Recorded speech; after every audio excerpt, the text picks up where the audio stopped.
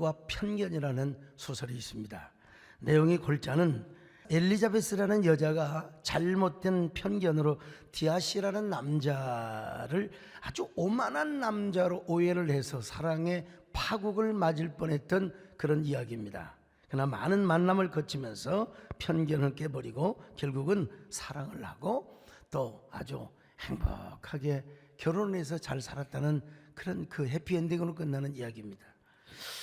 저는 이 소설 이야기가 저희 부부하고 너무나 맞아떨어져요.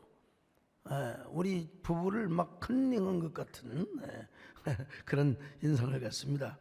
여러분, 제 집사람이 저와 결혼 안 하려고 얼마나 용을 쓴 거 아시는 분 다 아시잖아요.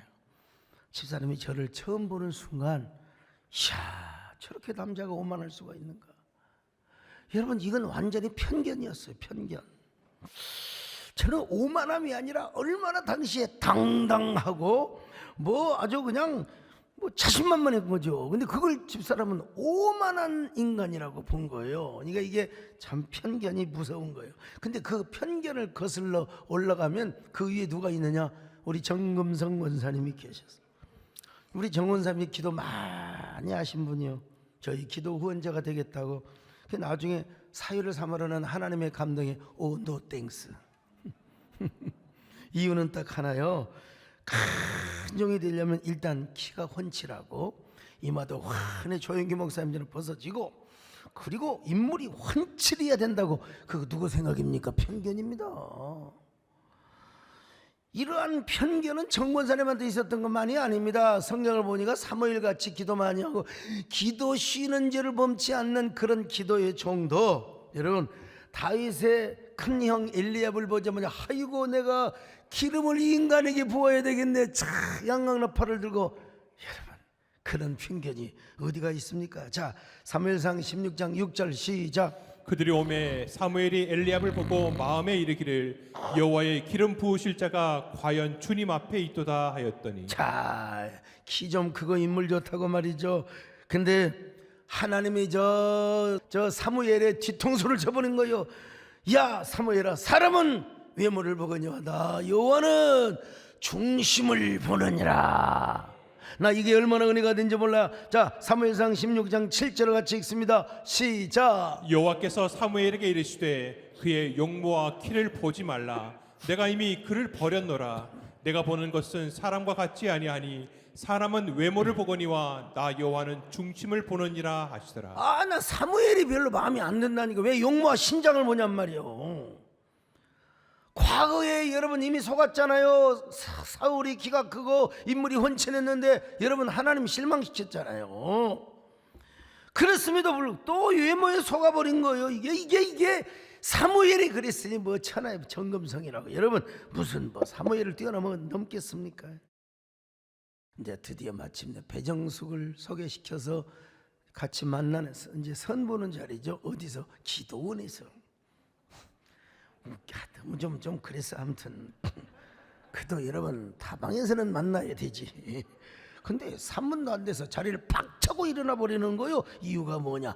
내가 너무나 나중에 얘기한 거예요. 너무 오만하게 보였다는 거요. 여기 소강석이가. 여러분 그런 편견으로 절대로 저를 만나주잖아. 전화하면 무슨 18, 19, 20 수박 씨발로 먹을 놈 할 것 없이 난 모든 욕은 다 하는 거예요. 적어놓고 써놓고 그냥 이 욕을 읽는지 모르겠어. 근데 여러분 제가 그 편지 쓸 때 얼마나 더 잘 썼겠어요. 근데 제 편지, 제 이름이 소강석이잖아요. 소자만 쓰면 그대로 찢어버려요. 차라리요 조강석이라고 쓸걸. 자, 그런데 저의 상황을 이해를 해야 돼. 못 배우고 없는 놈들이 다 자존심이 있는 겁니다. 여러분 우리 그 대한민국 사람보다 저 북쪽에 있는 사람들이 자존심이 얼마나 세는지 몰라요. 저가 집에서 홀로 나와서 홀로 지금 고학을 하고 있는 사람입니다. 자취방 얻을 돈이 하나도 없이 여러분 광주신학교 기숙사 생활을 하고 있는 사람. 그러다가 백암교회 개척으로 갔는데 그러니까 저는 의도적으로 기죽지 않으려고 제가 어깨 당당하게 살려고 오죽하면 여러분 내가 이 어깨 쇄골이 부러졌는데 그 기부스하고 제가 마을에 와서 또 이제 전도를 하러 가는데 일부러 여러분 그냥 가도 되는데 막 이러고 다닌 거 아닙니까? 이러고 집에 와서 아이고 죽어.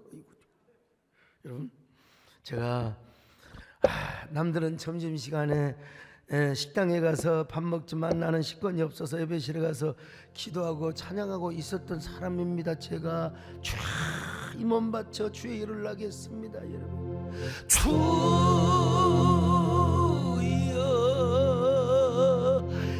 이 몸 바쳐 주의 일을 하렵니다.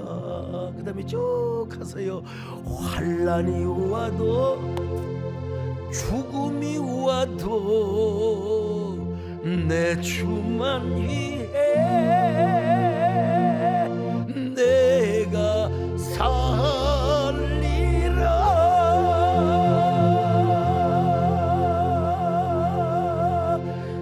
이런 저의 배경을 알면요 저를 오만하다고 안 해요. 제 겉모습만 보고 그러니까 완전히 오만. 이게 뭐예요? 편견입니다. 편견.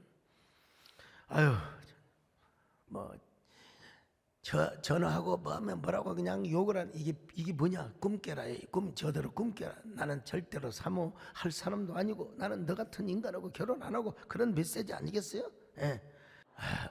어찌해서 여러분 오만한 소강석과 편견녀 위대한 편견녀 배정숙이 여러분 결혼해서 여기까지 살아온 겁니다.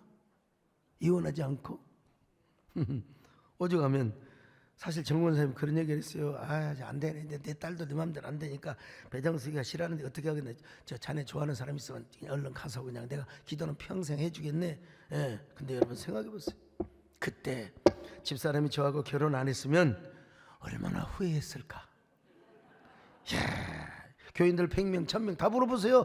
10,000명이면 10,000명 다 물어보세요. 저희 집사람이 저하고 결혼 잘했나 못했나.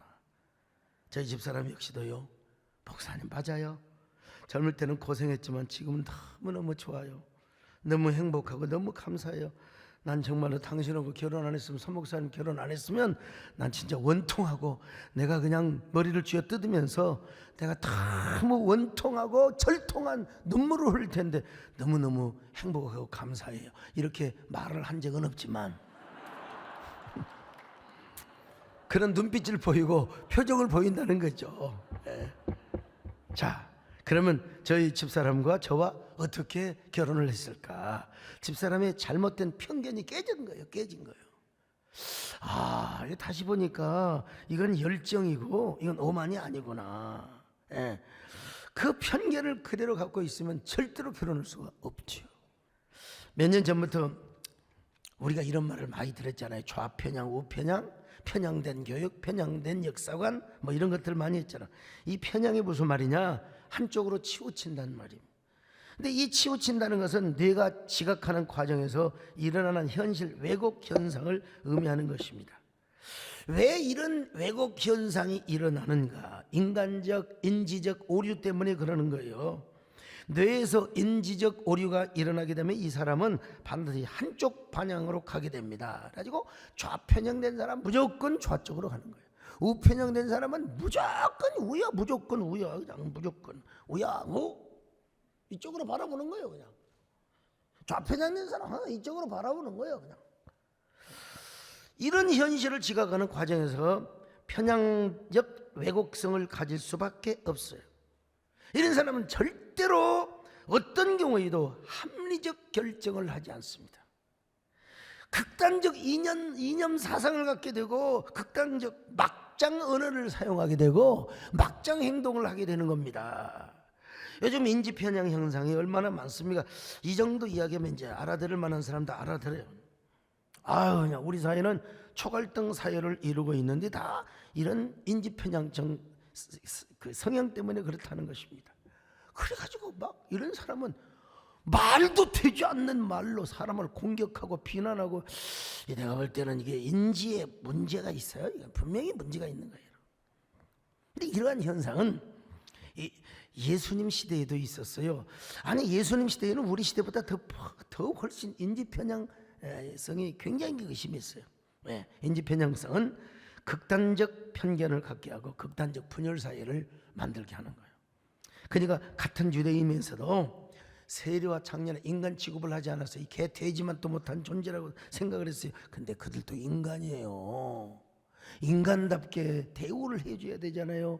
요즘은 교정 그 시설이 잘 돼 있어갖고 감옥을 가도 인간답게 대우하는, 그들도 인간이기 때문에 말이죠.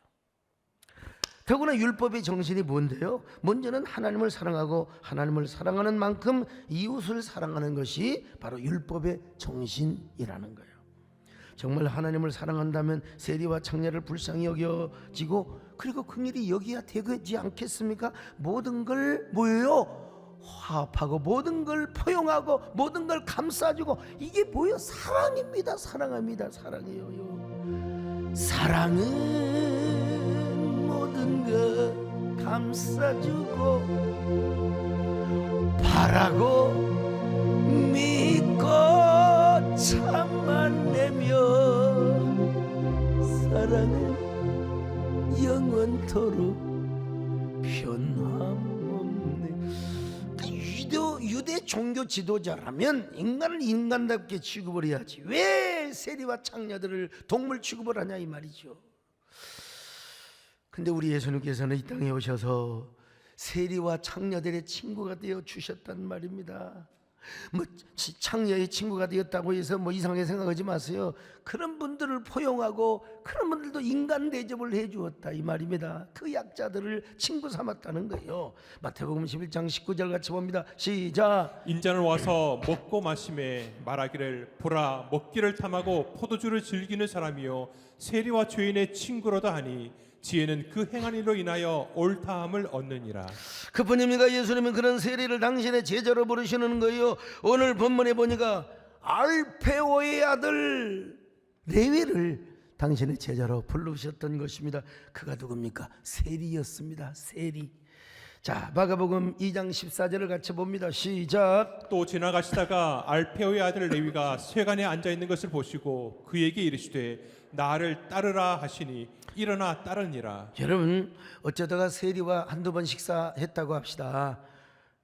근데 창기와 신분이 똑같은 세리를 자신의 제자로, 그것도 12제자로 부른다, 12제자로 삼았다. 이거는 그야말로 리볼루션, 혁명입니다. 혁명, 변혁적 혁명입니다. 여러분, 이런 혁명 중에 혁명의 사건이 아닐 수가 없습니다. 당시 세리는 두 종류의 세금을 거두었다고 합니다. 하나는 정세입니다. 하나는 관세고. 정세는 주민세, 토지세, 소득세인데 세리들이 마음대로 그냥 세금, 여러분 세금 참, 이 국세청 세금 때릴 때는요, 특별 세무조사 받을 때는 이 국세청 직원들이 얼마나 힘 있는 사람인지 모릅니다.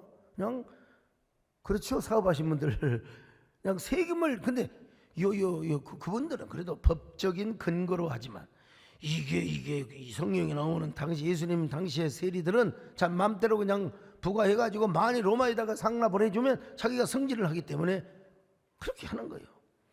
또 관세가 있는데 한마디로 통과세, 이건 거의 다 자기 주머니로 돌아가. 한 명 들어가면 한 명 통과세.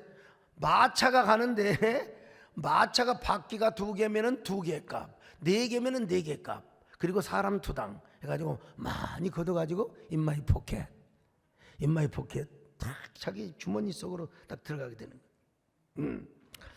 유대인들이 세리를 좋아할 수 있겠습니까? 안 좋아하지요.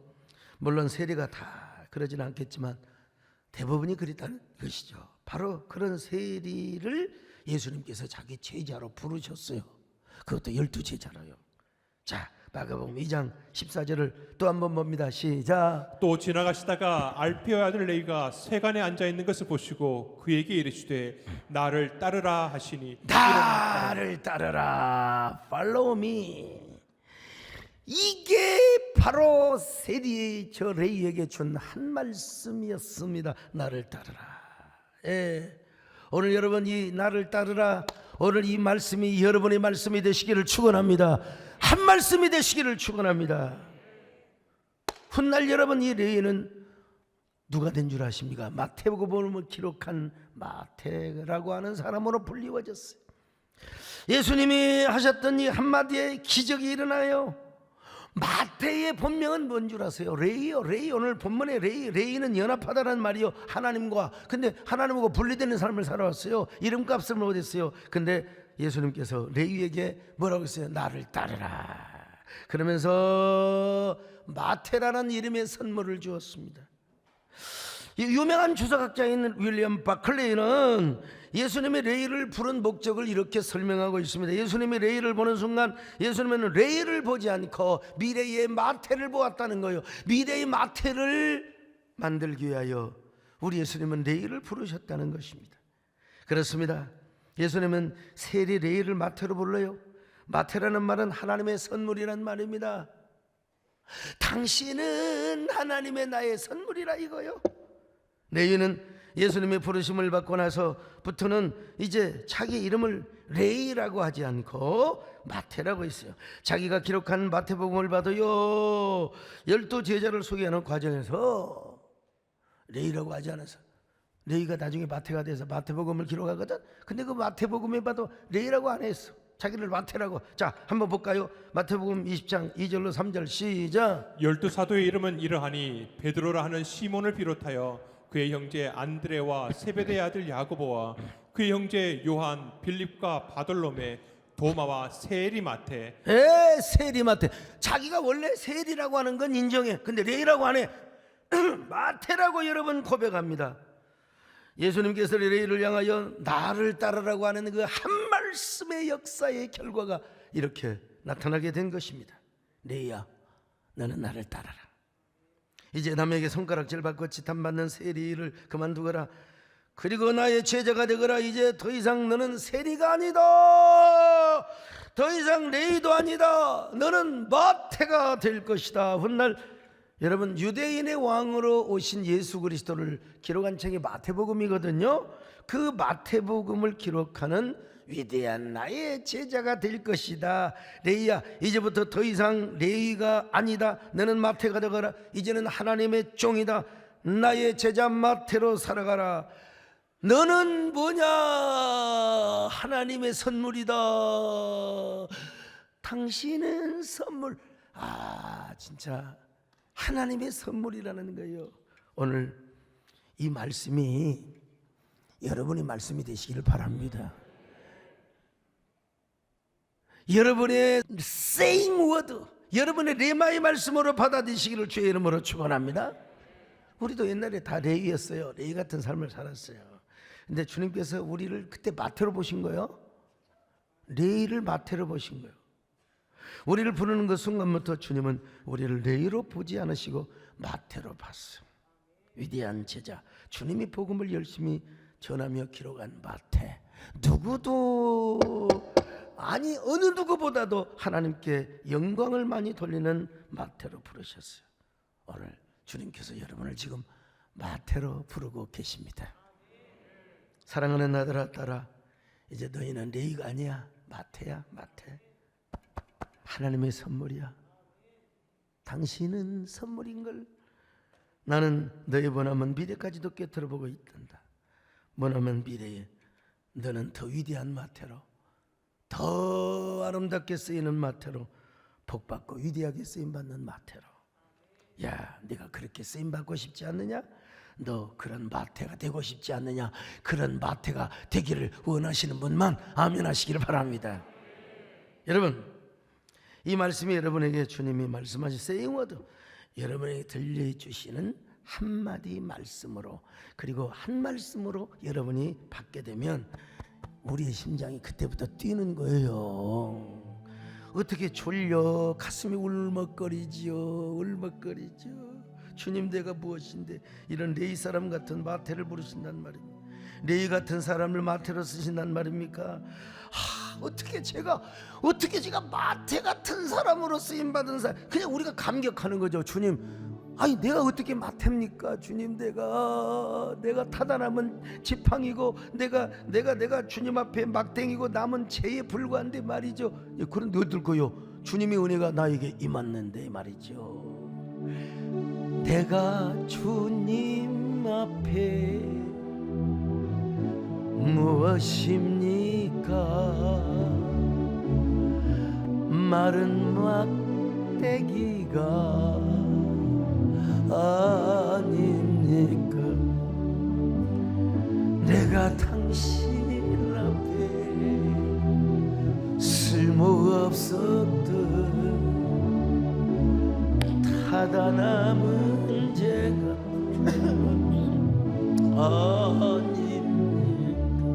나를 도우소서, 나를 도우소서, 일으키소서. 나와 동행하서 힘 주시고 내 영혼 기쁨을 얻게 하시며 주님을 기쁘게 하옵소서. 주님을 기쁘게 하옵소서. 1500년도 초에 이태리에 도나텔로라는 조각가가 있었습니다. 이 도나텔로는 평생에 정말 불의의 명작을 남기기 위하여 저 카레라는 지방에 가서 비싼 대리석을 왕창 사왔습니다. 그거 끌고 오는데 얼마나 많은 돈이 들었겠어요. 근데 대리석을 막상 사다 놓고 보니까 별로야. 별로. 그래서 저 성전 뒷뜰에다가 그냥 버려버렸어요. 우리도 그렇잖아요. 아유, 막 쇼핑 가가지고, 아니 그것도 해외 가서 가이드 따라서 막 좋다고 하니까 그냥 이것저것 다 사왔어. 아이, 집에 와서 보니까 별것도 없잖아. 별것도 없어요. 보니까 한국에 다 있고 더 비싸게 사왔어. 성질 나잖아 그냥.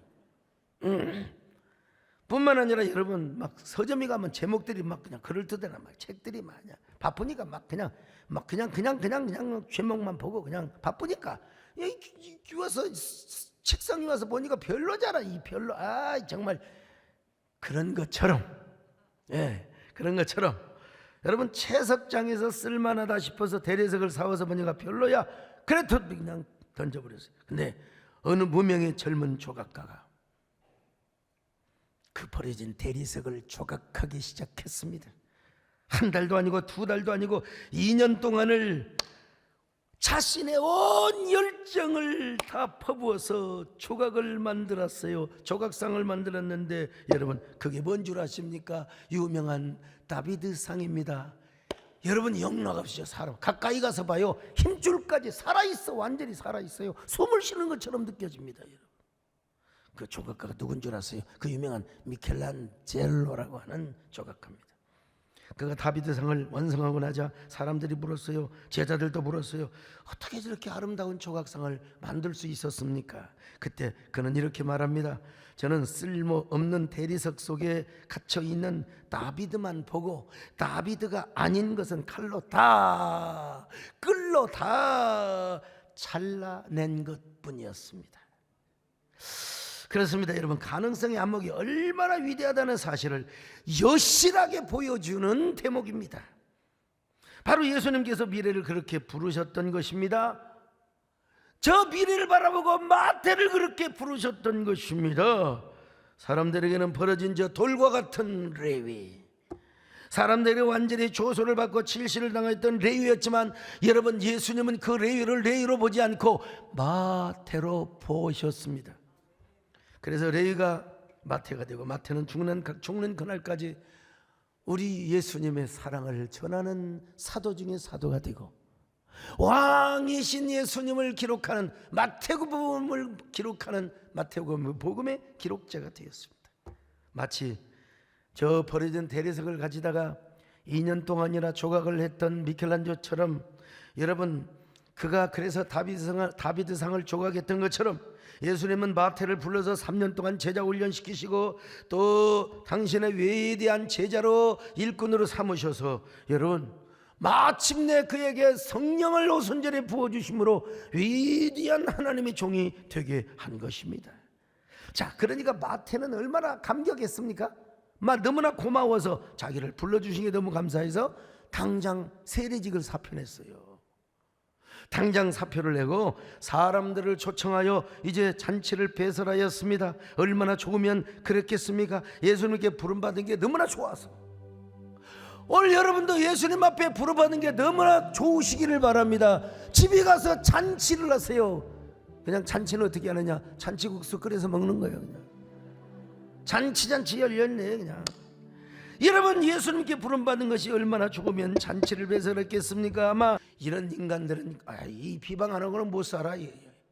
마음이 황폐하고 은혜가 없으면 맨날 남 욕하고 남 뜯어 뭐여 헐고 남 핥히는 재미로, 그게 직업이야. 그게 직업. 참 뭐라고 비방한 줄 아세요? 어찌하여 저런 세리와 죄인과 함께 먹고 마시고 노느냐 이 말이요. 마가복음 2장 16절 시작. 바리새인의 세계관들이 예수께서 죄인 및 세리들과 함께 잡수시는 것을 보고 그의 제자들에게 이르되 어찌하여 세리 및 죄인들과 함께 먹는가? 우리 예수님이 한 말씀을 또 하십니다. 건강한 자에게는 의원이 필요 없어요. 병든 자에게만 의원이 필요한 거예요. 할렐루야. 그리고 여러분, 의인에게는 우리 예수님이 필요가 없어. 죄인에게만 필요가 있다는 거예요. 자, 한번 읽어볼까요? 2장 17절입니다. 시작. 예수께서 들으시고 그들에게 이르시되 건강한 자에게는 의사가 쓸데없고 병든 자에게라야 쓸데있느니라. 나는 의인을 부르러 온 것이 아니요 죄인을 부르러 왔노라 하시니라. 나는 의인을 부르러 온 것이 아니요 죄인을 부르러 왔다는 것입니다. 이 말씀을 마태가 들었을 때 감격할 수밖에 없죠. 바리새인들은 쪽팔리고 레위, 참 마태는 감격하고. 나는 그래서 오늘 여러분들이 다 바리새인들이 되지 마시고 오늘 여러분 다 마태가 되시기를 축원합니다. 오늘 우리는 의인이 아니라 죄인입니다. 그래서 예수님이 필요한 거예요. 오늘 이 말씀이 여러분의 말씀이 되시기를 축원합니다. 우리 예수님은 의인을 부르러 온 것이 아니라 죄인을 부르러 왔어요. 우리가 죄인이 아니면 예수님 필요 없어요. 죄인이 아니면, 의인이면 예수님 필요 없다니까요. 얘 의인인데 무슨 예수님이 필요해요? 의인이면 자기 의로 구원을 받고 자기 의로 천국을 가지요. 그런데 의인이 아니라는 거예요. 우리는 의인이 아니요. 바리새인도 말고. 이제 바리새인들 얼마나 그 말 듣고 쪽팔렸겠어요.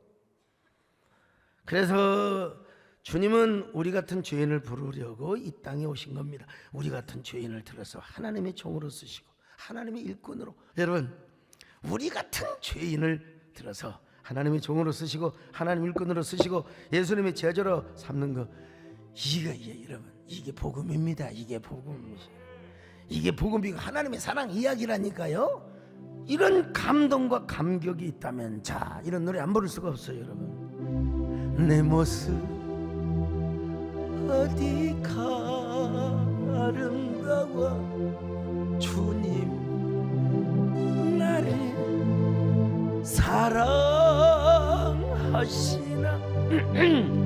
너무나 약하여 너무나 부족하여 너무나 눈물 많아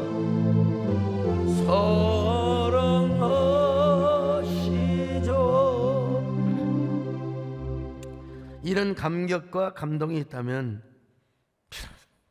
누구를 비난해요? 참, 누구를 비난하냐고. 함부로 공격하지 않아요. 왜 남을 공격하고 비난하는 줄 아세요? 은혜가 없으니까 그래. 감동이 없으니까 그래. 가슴이 뛰지 않으니까 그래요. 이런 사람 남 비판하고 공격하는 것을 업으로 삼습니다. 참. 이 사람 반드시 인지편향을 하게 되고요. 또 인지편향은 열등감을 낳게 하든지 극단적 편향성을 갖게 해요. 교회 안에 보면 왜 이렇게 이런 사람들 많아요? 교회뿐만 아니라 교계 안에도 있어요. 교계 안에도 목사가 목사를 그냥 막 뜯어먹고 그냥 말로 할 수 없는. 이게 뭐예요? 레위니까 그래. 마태가 못 돼서 그래요. 아직 우리 주님, 죄인을 부르러 오신 주님을 간절하게 만나지 못하고 그냥, 여러분, 우리가 열등감에 젖어 있거나 인지편향성에 빠져 있으면 이가 참, 아무리 예수님이 우리에게 말씀하시도 안 들려요. 자기 생각만 가지고 자기만 옳아요. 그러나 정말로 주님을 만난 사람, 레위가 변하여 마태가 되고 의인을 부르러 오신 예수님이 아니라 죄인을 부르러 오신 예수님을 만난 사람은 절대로 그렇지 않습니다. 정죄하지 않습니다. 비난하지 않습니다. 수용합니다. 포용합니다. 여러분, 주님도 나를 받아주셨는데요, 레위 같은 사람을 마태로 쓰셨는데요, 여러분 얼마나 이 사람에게는 감격과 은혜와 경탄밖에 없어요. 아마 링컨 대통령을 보는 사람은 없을 거예요. 한 번은 의회에서 어떤 의원이 링컨에게 모욕적인 발언을 합니다. 당신은 두 얼굴을 가진 사람이요. 그러니까 아이고 의원님, 내가 두 얼굴을 가졌다면 이 얼굴을 가지고 내가 왔겠어. 자, 이렇게 특별히 링컨에게는 스탠턴이라는 정적이 있었습니다. 이 정적이 얼마나 링컨을 백파이팅 하는지, 아니 그 앞에서 무리한 행동을 하는 거예요. 근데 링컨이 대통령에 당선이 됐습니다. 그러자 이제 스탠턴은 뭐라고 하느냐, 링컨이 대통령이 된 것은 국가적 재난이라고 그랬어요. 국가적 재난. 참. 근데 링컨은 내각을 구성하면서 자신의 정적 스탠턴을 국방부 장관으로 임명을 합니다. 김일성을 봤죠? 국방부 장관. 참모들이 얼마나 반대를 했겠습니까? 얼마나 원수를 제거해야 된다고. 맞다고. 원수를 제거해야 되는데 먼저 내 마음에서부터 제거를 해야 된다고. 참. 자, 어떻게. 그래서 이 국방부 장관으로 임명을 했습니다. 이게 우리 김창준 장관님 앞에 내가 지금 공자 앞에 완전히 주름을 잡네요 지금요. 맞죠? 링컨이 왜 이렇게 할 수 있었을까? 참, 어머니로부터 귀한 기독교적 신앙 가치를 배웠기 때문에 그래요. 근데 불행하게도 링컨이 암살자의 총에 결국 죽음을 당합니다. 그때 제일 먼저 달려갔던 사람이 누군 줄 아세요? 스탠턴이었어요. 제일 먼저 달려갔던 사람이 링컨을 부둥켜 안고 통곡을 하며 울면서, 여기 가장 위대한 사람이 누워 있습니다. 위대한 사람이 누워 있습니다. 이런 하나님을 만난 경험이 있고 하나님께 기도하는 사람은 여러분 이럴 수 있는 거예요. 우리가 죄인을 부르러 오신 예수님을 정말로 만났다면, 그리고 그분이 우리를 부르셨다면, 우리는 레위 같은 인생을 살 수가 없어요. 마태 같은 삶을 삽니다. 할렐루야. 마태 같은 삶을 살아요. 마태로 쓰임 받습니다. 마태와 같은 사명자가 됩니다. 마태처럼 복음을 전합니다. 마태처럼 하나님의 사랑의 이야기를 전합니다. 여러분, 그러니까 여러분, 오늘 여러분들 주님께서 여러분을 마태로 부르시고 있습니다. 그러면 오늘 주님 앞에 마태로 돌아오시기를 바랍니다. 마태와 같은 존재로 하나님 앞에 서시기를 바랍니다. 여러분, 주께 가오니 날 새롭게 하시고 주의 은혜 부어주소서. 내 안에 발견한 나의 연약함 모두 벗어지리라. 주의 사랑으로 다리 껍데기가 벗어집니다. 여러분, 저 사랑 나를 붙드시고 주 곁에 날 이끄소. 이게 마태의 삶이에요. 독수리 날개쳐 올라가네. 나 주님과 함께 일어났거든. 주의 사랑 안에. 주님, 나는 누굽니까? 레위입니까? 마태입니까? 여전히 나는 레위로, 마태로 부름받았지만 레위로 살아가는 나는 아닙니까? 주여, 이제 레이가 마태가 되게 하여 주시옵소서. 마태가 되어 복음 전하는 저희들 되게 하여 주옵소서. 오늘 박정숙 우리 권사님처럼 주야 마태가 되어 정말로 힘들고 외로웠지만 그러나 이런 놀라운 자녀의 축복을 받는 그런 귀한 마태가 되게 하여 주시옵소서. 그렇게 여러분 한 1분 동안 기도하시기를 바랍니다. 아버지,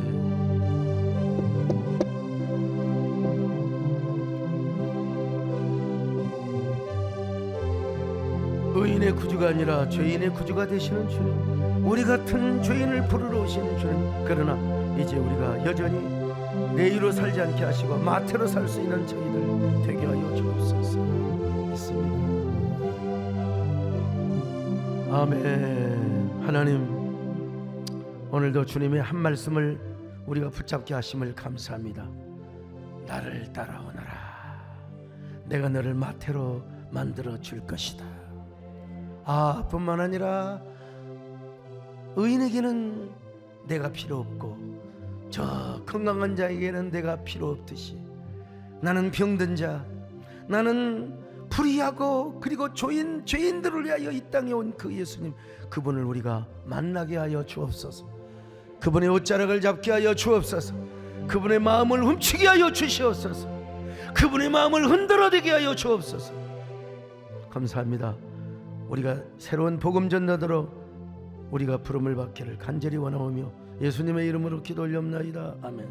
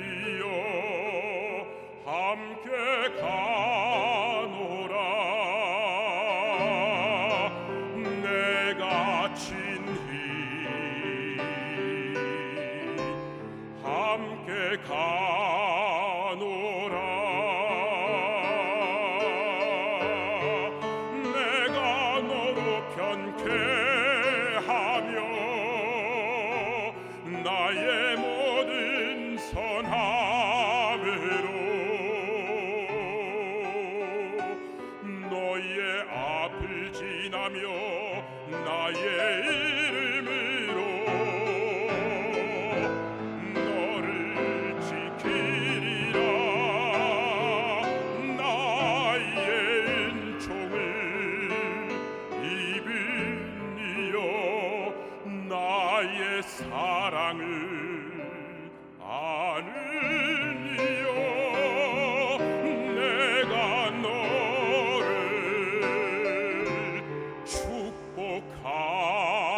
축복하노라.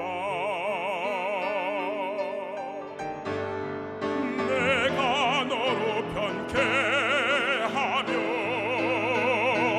나의 모든 선함으로 너의 앞을 지나며 나의 이름으로 너를 지키리라.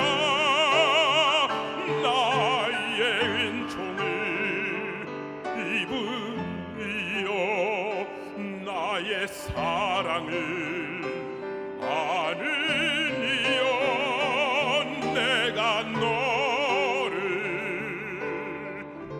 축복하노라.